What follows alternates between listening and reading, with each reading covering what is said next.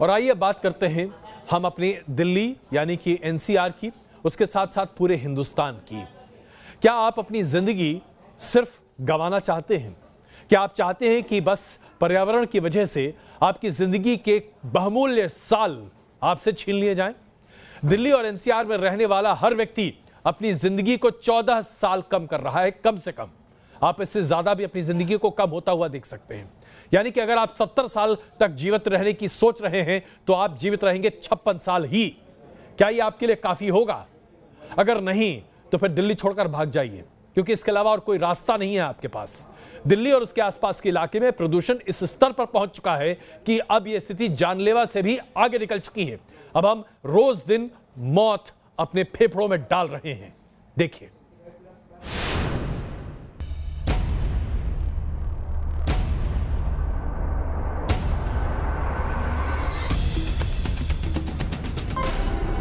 हर सांस में जहर लेना मजबूरी है।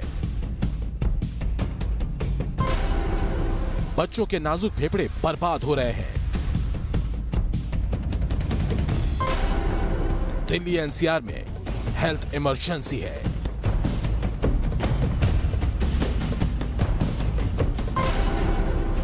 हिंदुस्तान में हो चुकी है दुनिया की सबसे जहरीली हवा।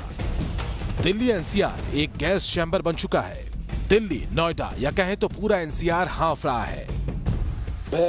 हम खांसी आने लग जाती है शाम के टाइम, और एक दिवाली के बाद से ज़्यादा प्रॉब्लम आ रही है, जिससे सर में दर्द भी होता है। बड़े बूढ़ों को सर में दर्द होना शुरू हो जाता है। उसकी वजह से आईज में प्रॉब्लम हो रही है, देखने में भी दिक्कत आ रही है, और इन्फेक्शन हो रही है, और स्किन प्रॉब्लम हो रही है। जहर नाक से सीधे फेफड़ों में उतर रहा है।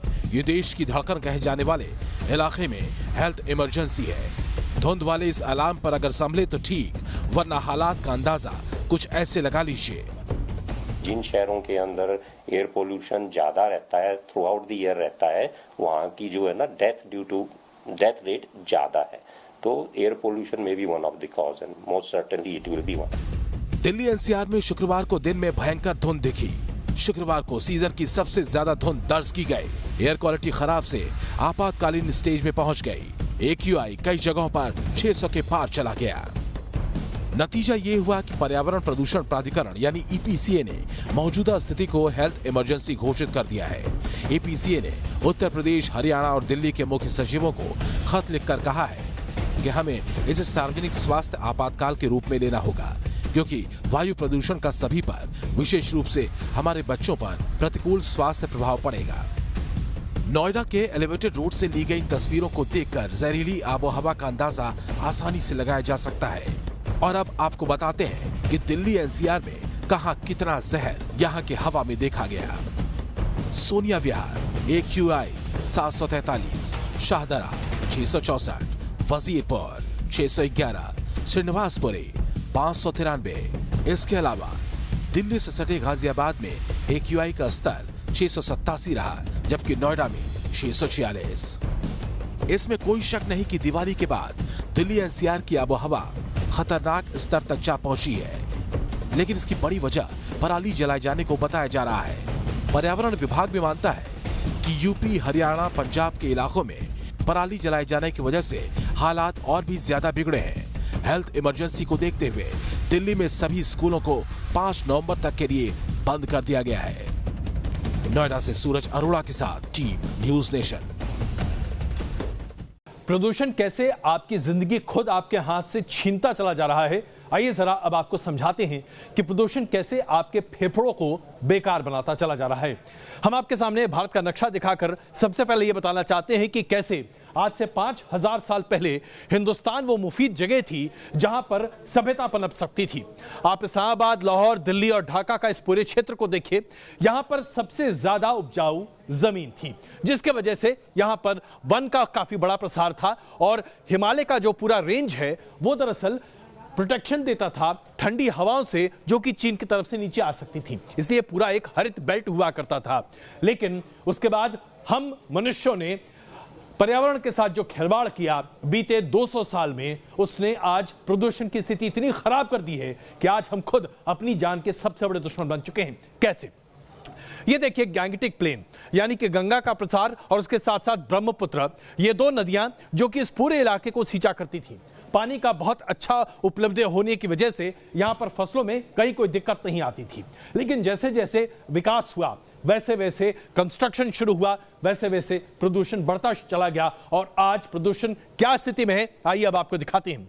सबसे पहले आप देखिए ये जो ऑरेंज यानी कि जो नारंगी क्षेत्र आपको दिखाई दे रहा है, ये दरअसल वो इलाके हैं जहां पर आपकी सेहत के लिए बहुत हानिकारक है। जी हां, यानी कि ये पूरा का पूरा बेल्ट जो आप देख रहे हैं, हिमाचल प्रदेश से लेकर उत्तराखंड से होता हुआ बंगाल, बिहार, ये पूरा क्षेत्र, और उसके नीचे यहां पर आप मध्य प्रदेश, छत्तीसगढ़, गुजरात, राजस्थान, उड़ीसा और उसके साथ साथ आंध्र का छोटा इलाका, ये पूरे इलाके सेहत के लिए बहुत खतरनाक है।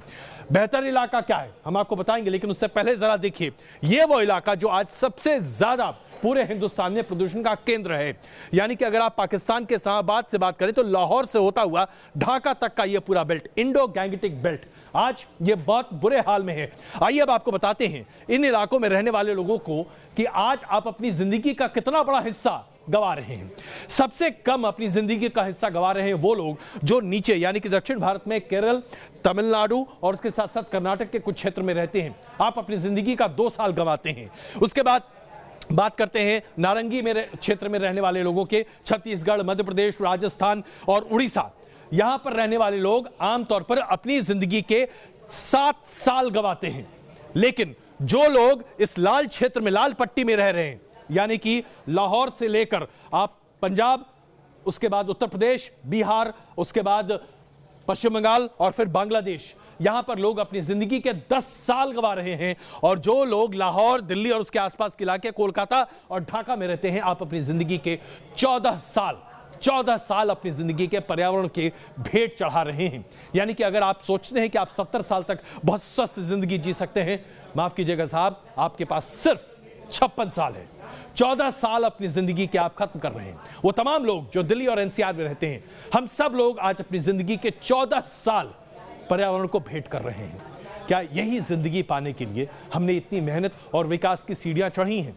जाहिर सी बात है ये बात सच नहीं है, लेकिन यह वास्तविकता है और इसे कोई बदल नहीं सकता। बदलने के लिए सरकारों को एक इच्छा शक्ति चाहिए जो कम से कम आज हिंदुस्तान में किसी भी राजनीतिक दल में नहीं दिखाई देती।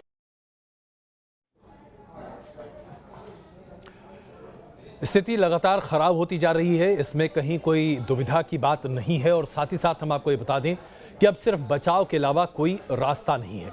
ऐसे में अगर आप दिल्ली, एनसीआर, आप उन तमाम क्षेत्रों में रहते हैं जिससे हमने लाल पट्टी के तौर पर दिखाया, यानी कि पंजाब, हरियाणा, उत्तर प्रदेश, दिल्ली, बिहार और उसके साथ साथ पश्चिम बंगाल, तो जनाब आप किसी भी कीमत पर बाहर निकलिए, लेकिन बिना मास्क के मत निकलिए।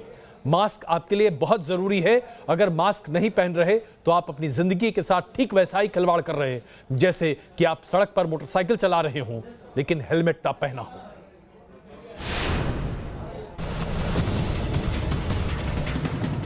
दिल्ली एनसीआर ही नहीं, पूरे उत्तर प्रदेश की आबादी तकरीबन इसी तरह की जहरीली हवा में सांस ले रही है। इन दिनों दिल्ली एनसीआर में बगैर सिगरेट पिए हर दिन 20 सिगरेट का नुकसान हर इंसान को हो रहा है। खासकर बच्चे, बूढ़े और बीमार लोगों के लिए यह प्रदूषण अभिशाप से कम नहीं। ऐसे में बचाव बेहद जरूरी है। वायु प्रदूषण से बचने के लिए तरह तरह के मास्क बाजार में बिक रहे हैं, लेकिन इसमें सभी मास्क का इस्तेमाल और असर अलग अलग है। और यहाँ आपको अलग अलग तरह के मास्क दिखाते हैं जो आमतौर पर मार्केट में चलते हैं। इसकी प्राइजेस भी अलग अलग है और जिसकी वैल्यू भी अलग अलग है। ये आमतौर पर 5 से 10 रुपए में मिल जाता है। क्लिनिकल मास्क होता है जो डॉक्टर इस्तेमाल करते हैं ताकि छींक या खांसी का कुछ इन्फेक्शन ना जाए, लेकिन इसकी टाइमिंग बहुत कम है, यानी आप इसे 2 घंटे से ज़्यादा इस्तेमाल नहीं कर सकते। ये नॉर्मल मास्क है जो 30-35 रुपये में मिल जाता है। ये जो 90 रुपये से लेकर 100 रुपये में मिल जाता है, इसे आप 1 से 2 दिन तक इस्तेमाल कर सकते हैं और इसका इस्तेमाल कुछ हद तक ज़्यादा हो सकता है। यानी दोनों N95 है, 95% पॉल्यूशन पार्टिकल्स को रोका जा सकता है, लेकिन इसका इस्तेमाल कुछ हद तक ज़्यादा किया जा सकता है। अभी N सीरीज़ के भी अलग अलग कंपनियों के अलग अलग रेट्स हैं, क्या फ़र्क है इसमें? सब में N95 इन्होंने प्रमाण बना लिया अपने कि भाई हमारा मास्क इतना टाइम, अगर एन सीरीज लगा दिया तो 4 आवर्स तो ये मिनिमम चलेगा ही चलेगा डेली यूज के अंदर। और उसके बाद में जो इसमें फिल्टर, सिंगल साइड फिल्टर है, डुअल साइड फिल्टर हो गया तो वॉक मास्क आ जाएगा एक, वो थोड़ा और ज़्यादा एयर को ज़्यादा क्लीन कर देगा। लेकिन वो सिंगल साइड फिल्टर देख रहे हैं तो इससे क्या सांस लेना आसान रहता है, क्या रहता है इससे? हमने जो ऑक्सीजन ली वो तो ऑक्सीजन हो गई हमारी बॉडी के लिए, जो हमने छोड़ी वो कार्बन डाइऑक्साइड हो गई ना, तो ये उसको रिलीज करने के लिए फिल्टर लगा रखा है। घर से बाहर निकलने पर मास्क का इस्तेमाल तो जरूरी है ही, लेकिन अगर घर में भी प्रदूषण से बचने के कुछ उपाय आजमाए जाएं तो कुछ राहत मिल सकती है। घर के अंदर प्रदूषण से बचने के लिए दरवाजे खिड़कियां बंद करके रखें। घर में अच्छी क्वालिटी के एयर प्यूरीफायर लगा सकते हैं। पूरी बाह के कपड़े पहने घर के अंदर या जिम में भी कसरत न करें। ज्यादा पानी का सेवन करें। प्रतिरोधक क्षमता मजबूत रखने के लिए अदरक तुलसी काढ़ा फायदेमंद हो सकता है। विटामिन सी, हल्दी, गुड़, अखरोट फायदेमंद हो सकते हैं। घर के अंदर कुछ पौधे लगा सकते हैं। ये सारे उपाय कुछ वक्त के लिए हो सकते हैं, लेकिन हकीकत ये है कि जब तक सभी मिलकर प्रदूषण से लड़ने की कोशिश नहीं करेंगे तब तक कुदरत का कहर ऐसे ही झेलना पड़ेगा। वीडियो जर्नलिस्ट विकास राय के साथ राहुल डबास, न्यूज नेशन, दिल्ली। तकरीबन 1 महीने पहले न्यूज नेशन ने आपको यह खबर दिखाई थी कि भारत सरकार इस बात पर विचार कर रही है कि एक ग्रीन कॉरिडोर बनाया जाए जो 5 किलोमीटर चौड़ा हो और 1400 किलोमीटर उसकी लंबाई हो। गुजरात से लेकर दिल्ली तक यह ग्रीन कॉरिडोर आए जिसमें चारों तरफ सिर्फ पेड़ लगाए जाएं। इस पर विचार हो रहा है ऐसा बताया जा रहा है, लेकिन इस पर अमली जामा पहनाया जा सके ये अभी तक नहीं है। लेकिन अगर यह ग्रीन कॉरिडोर लगा दिया जाए तो शायद थोड़ी राहत मिल सकती है। लेकिन क्या सरकार यह बड़ा कदम उठाएगी?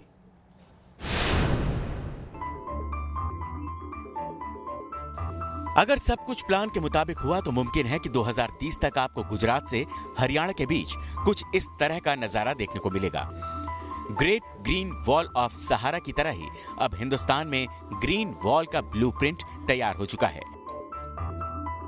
केंद्र सरकार ने पोरबंदर से लेकर पानीपत तक 1400 किलोमीटर लंबी और 5 किलोमीटर चौड़ी ग्रीन वॉल बनाने का फैसला किया है।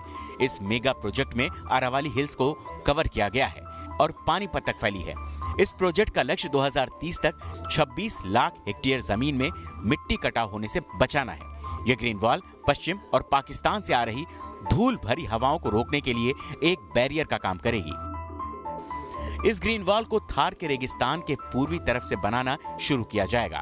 खराब होती मिट्टी, कम होते जंगल और बढ़ते रेगिस्तान को रोकने के लिए यह ग्रीन वॉल रामबाण साबित होगी।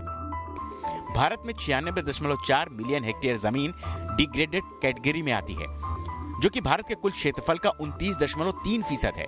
2016 में इसरो की एक रिपोर्ट में खुलासा हुआ था गुजरात, दिल्ली और राजस्थान के कुल क्षेत्रफल का 50% से भी ज्यादा हिस्सा ग्रीन जोन से बाहर था और ये इलाका तेजी से रेगिस्तान में तब्दील होता जा रहा है। क्लाइमेट चेंज को लेकर सितंबर में ग्रेटर नोएडा में UN convention to combat desertification के कॉन्फ्रेंस ऑफ पार्टीज का आयोजन किया गया था। ग्रीन वॉल बनाने का आइडिया इसी कॉन्फ्रेंस से आया है। Team News nation. Green wall बनाकर सहारा के रेगिस्तान में लोगों को प्रदूषण और बढ़ते रेगिस्तान के प्रभाव से बचाया गया। लेकिन क्या हिंदुस्तान में हमारी ये सरकार ये कदम उठा सकती है? आज का जो राजनीतिक अमला है वो एक दूसरे पर आरोप और प्रत्यारोप इतने बड़े पैमाने पर मढ़ रहा है कि क्या कहा जाए। कोई भी ऐसा राजनीतिक दल नहीं है आज इस देश में जिसके लिए पर्यावरण कोई मुद्दा भी हो। किसी भी पार्टी के मैनिफेस्टो में आपने पर्यावरण मुद्दा देखा है क्या? नहीं देखा है ना? तो फिर बताइए हमारे देश में ये इच्छा शक्ति कहां से आ सकती है? हमारे देश में तो बस एक दूसरे के ऊपर आरोप मढ़ो और उसके बाद सस्ती लोकप्रिय राजनीति के आधार पर चुनाव जीतो। क्या ऐसे हिंदुस्तान बचेगा? दिल्ली एनसीआर में धुंधल का छाता है तो नजर हरियाणा पर उठती है। हरियाणा में प्रदूषण होता है तो आरोप पंजाब की पराली पर लगता है और जब सभी वायु प्रदूषण की चपेट में आते हैं तो पॉल्यूशन पर पॉलिटिकल स्टंटबाजी शुरू हो जाती है। पराली का जो वो है वो कम होने के बजाय बढ़ता ही जा रहा है। इस बार नंबर ऑफ फायर्स जो थे वो डबल हुए हैं, तो कुछ तो करना पड़ेगा। आसपास की सरकारों को कुछ तो करना पड़ेगा। पिछले साल मैं मिलने भी गया था, आपने देखा था, कैप्टन साहब ने मिलने से मना कर दिया था, लेकिन खट्टर साहब से मैं मिला भी था। उन्होंने मुझे आश्वासन भी दिया था कि अगले साल तक बंद हो जाएगा, लेकिन इस बार तो और ज्यादा हो रहा है। केजरीवाल एक तरफ करोड़ों रुपए खर्च कर दिल्ली में प्रदूषण कम करने का दावा करते हैं और दूसरी ओर बच्चों को स्कूलों में मास्क बांटते हैं।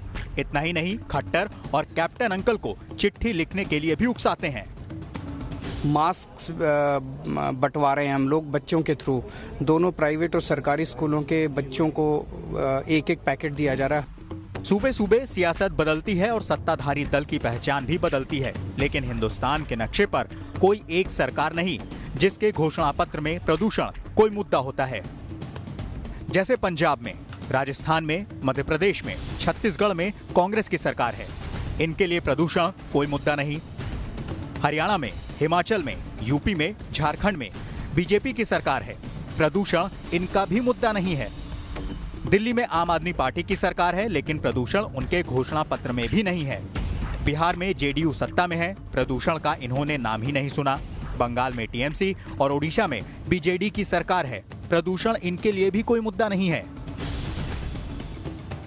ये और बात है कि अखंड भारत की सत्ता संभालने वाले पीएम मोदी प्रदूषण रोकने के तमाम उपाय करते नजर आते हैं, लेकिन देश की राजधानी तक को जहर के प्रकोप से नहीं बचा पाते। Team News Nation. Uttar Pradesh से टेरर फंडिंग का एक ऐसा लिंक सामने आ रहा है जो बताता है कि आज हमारे देश में टेरर फंडिंग को लेकर हमें बहुत मेहनत करने की जरूरत है। लोगों के जनधन अकाउंट खुलवाए गए, उन अकाउंट में पैसा विदेश से आया, लोगों को पता तक न चला, वो पैसा अकाउंट से बाहर निकल गया और इसके जरिए आतंक की फंडिंग बड़े पैमाने पर की गई। इसके लिंक नेपाल से होते हुए हिंदुस्तान, पाकिस्तान, नाइजीरिया और तमाम अन्य देशों से हैं। सवाल यह उठता है कि यह काम जो कि बीते 2-2.5 साल से हो रहा था, इसके बारे में जानकारी पहले क्यों नहीं थी? टेरर फंडिंग का ये वो नेटवर्क है जिसने हिंदुस्तान की सुरक्षा एजेंसियों की नींद उड़ा दी है। पाकिस्तान, चीन, रूस, नेपाल और नाइजीरिया, इन 5 देशों में बैठे अमन के दुश्मन हिंदुस्तान के खिलाफ दहशत का बाजार तैयार कर रहे हैं। बेहद शातिर ढंग से और हाईटेक तरीकों से भारत की जमीन पर खून खराबा करने का प्लान बन रहा है। 3 हफ्ते पहले लखीमपुर से यूपी एटीएस ने टेरर फंडिंग के एक ऐसे रैकेट का भांडाफोड़ किया था जिसके तार नाइजीरियन गैंग से जुड़े थे। इस मामले में एटीएस ने मुंबई से 2 नाइजीरियाई नागरिकों एमेका माइकल और पीटर हरमन असेंगा को गिरफ्तार किया था। पूछताछ में माइकल और पीटर ने जो खुलासे किए, उससे टेरर फंडिंग के ग्लोबल नेटवर्क का पता चल रहा है। दोनों नाइजीरियाई आरोपियों ने स्वीकार किया कि उनके गिरोह के तार पाकिस्तान, चीन, रूस और नेपाल से भी जुड़े हुए हैं और इन देशों में उनका बड़ा नेटवर्क है। ये गैंग वेबसाइट को हैक करके ऑनलाइन ट्रांजैक्शन करता था और कई लोगों के खाते से रकम उड़ा लेता था।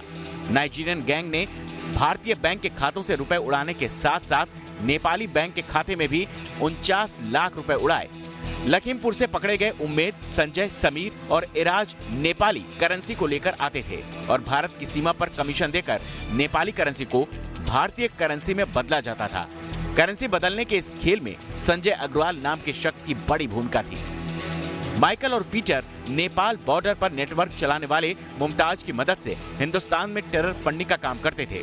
एटीएस ने यह भी खुलासा किया है कि ये रैकेट दूसरे देशों से कमीशन के बदले कुछ लोगों के बैंक खाते में पैसे भेजता था और बाद में उसे निकाल लेते थे। इन पैसों को दिल्ली लाया जाता था ताकि इनका इस्तेमाल आतंकी गतिविधियों में किया जा सके। फिलहाल एटीएस इन आरोपियों को कस्टडी में लेकर पूछताछ कर रही है। एटीएस को उम्मीद है टेरर फंडिंग में आगे नाइजीरियन गैंग और भी खुलासे करेगा। Team News nation. आज दिल्ली वासियों के लिए वाकई में चौंकने का दिन है। एक तो प्रदूषण की मार दिल्ली वासी झेल रहे हैं, लेकिन दिल्ली के हवाई अड्डे के टर्मिनल 3 के अराइवल गेट पर आज एक बैग भरा आरडीएक्स मिला। सवाल यह उठता है कि इतनी सुरक्षा के बाद आरडीएक्स लेकर टर्मिनल 3 के अराइवल गेट तक कैसे पहुंच गया कोई? क्या हम वाकई में दिल्ली में महफूज हैं?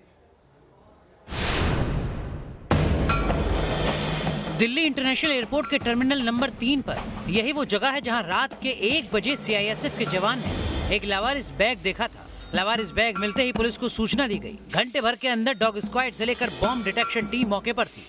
गेट नंबर 2 के बाहर जो है एक संदिग्ध बैग जो है वो बरामद हुआ। उसके अंदर क्या वस्तु है इसकी जांच की जा रही है। साथ ही साथ जो है दिल्ली पुलिस के जवान मौजूद है, डॉग स्क्वाड की टीम मौजूद है। शुरुआती तफ्तीश में ही बैग में संदिग्ध सामान होने का शक हुआ, लिहाजा बैग को कब्जे में लेकर सुरक्षित रूप में चिलिंग पिट में रख दिया गया। जो प्रिलिमिनरी इंक्वायरी थी उसके दौरान हम लोगों को थोड़ा सस्पिशन हुआ।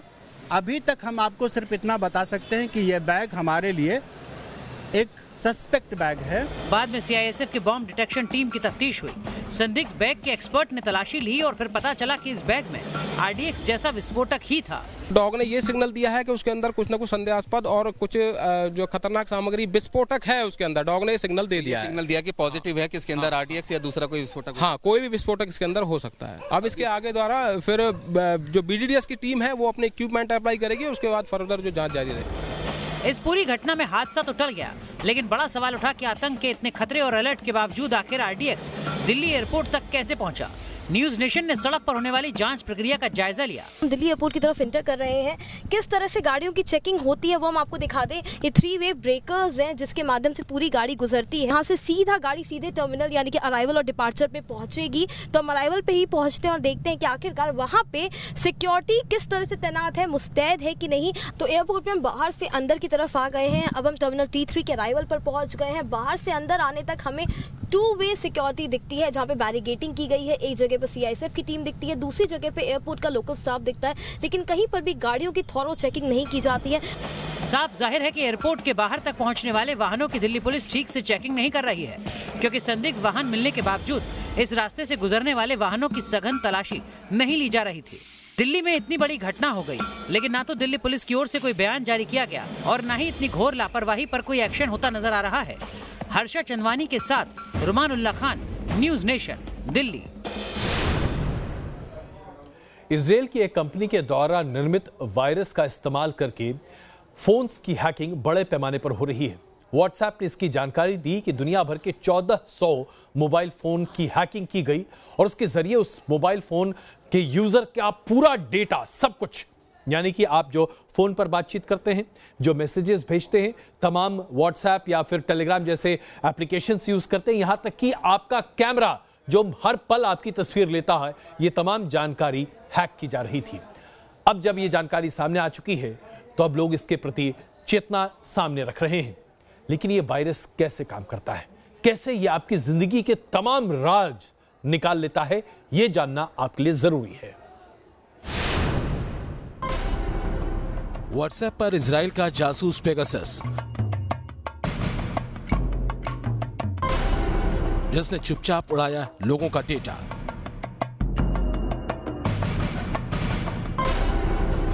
जिसने की दुनिया के 1400 लोगों की जासूसी। इजराइल की फर्म NSO का एक शातिर जासूस जिसने दुनिया के 1400 लोगों के फोन में घुसकर उनके हर जानकारी चुराई, अब सामने आ चुका है। नाम है पेगासस, एक ऐसा अंडरकवर मालवेयर जो किसी भी डिवाइस में घुसकर उसे पूरी तरह से सीज कर सकता है और किसी को पेगासस का सुराग तक नहीं मिलता। पेगासस को इजराइल की फर्म NSO ग्रुप ने विकसित किया है। पेगासस मोबाइल से डेटा पल भर में चुरा सकता है। पेगासस का सुराग तक हाथ नहीं लगता। एक मिस्ड कॉल से डिवाइस में ये प्रवेश कर सकता है। फिलहाल ये व्हाट्सएप के वीडियो कॉल के जरिए लोगों के डिवाइसेस तक पहुंचा। व्हाट्सएप ने इस पूरे मामले पर NSO ग्रुप के खिलाफ एक केस भी दर्ज किया है। भारत सरकार ने इस मामले को गंभीरता से लिया है। केंद्रीय सूचना एवं प्रसारण मंत्री रविशंकर प्रसाद ने इस संबंध में व्हाट्सएप से जानकारी मांगी है। वहीं विपक्ष इस पूरे मसले पर सरकार को घेरने की कोशिश कर रहा है। इसराइल अगर ये काम कर रहा है, इसराइल की गवर्नमेंट ये काम कर रही है, तो बगैर भारतीय गवर्नमेंट की मर्जी के नहीं कर सकती। और अगर बगैर भारतीय सरकार की मर्जी के हो रहा है तो और ज्यादा चिंता का सवाल खड़ा हो जाता है। देखिए, अपोजिशन को तो सवाल ही उठाना आता है।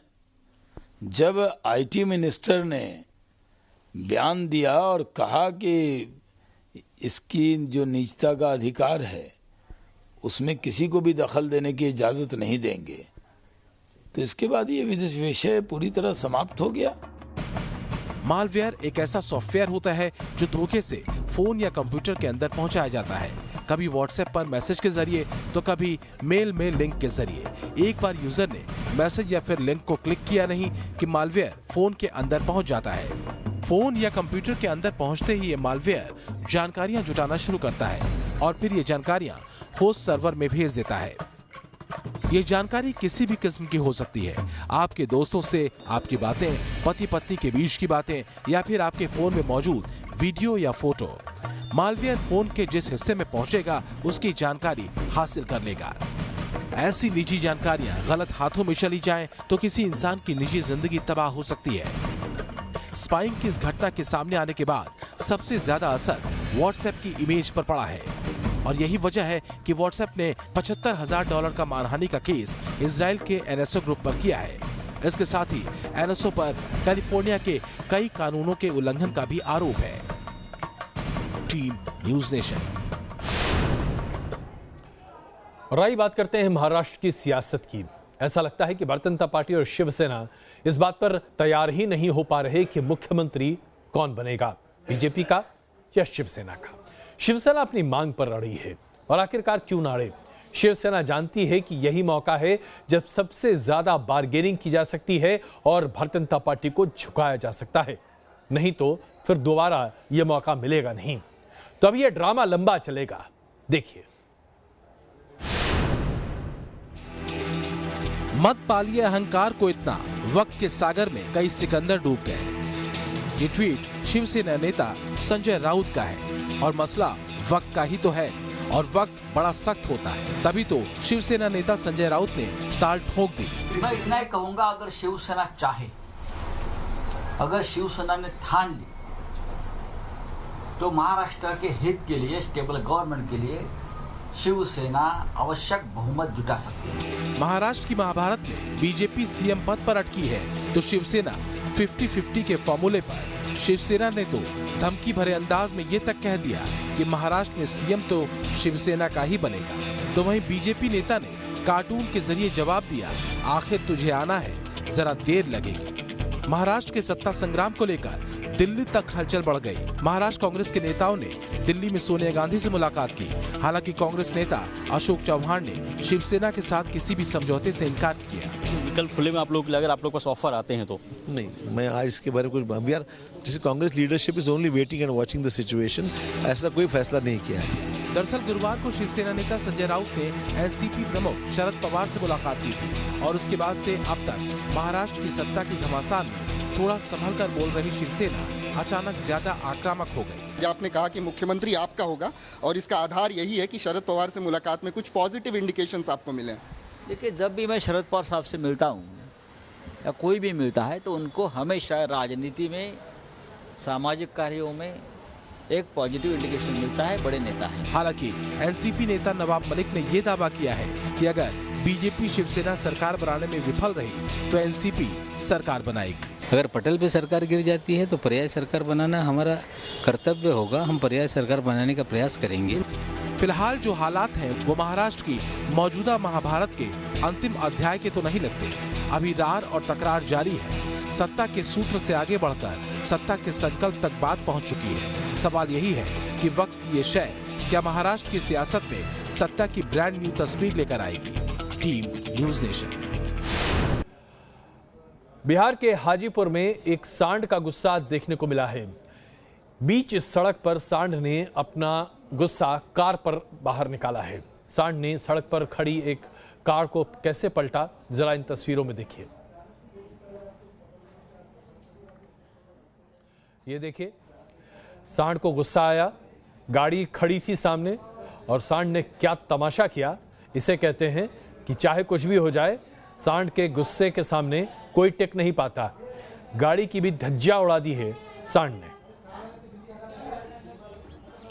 लोगों ने सांड को भगाने की भी पूरी कोशिश की, लेकिन इसके बावजूद सांड रुका नहीं, थमा नहीं, लगा रहा और गाड़ी को तहस नहस कर ही उसने अपनी बात मानी है।